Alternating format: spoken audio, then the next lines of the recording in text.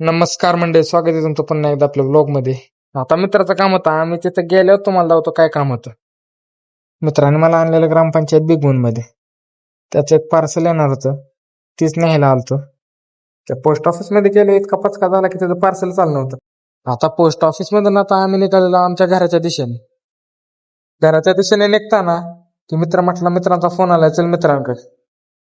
आता आलतो मित्रांपाशी, तर मित्र बाग कसे करतात. मित्रांपाशी अर्धा एक तास थांबून चाललेलो आता परत घराच्या दिशेने.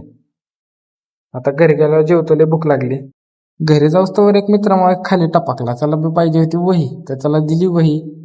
म्हटलं बाबा उद्या लवकर दे लिहून. मैत्री अशी ठेवा की ह्याला मी फक्त ₹1 चॉकलेट दिली, बाकी खुश झाला. आता झालं संध्याकाळ, आता गाडी घेऊन चाललेलो मेडिकल मध्ये, ते काम होतं.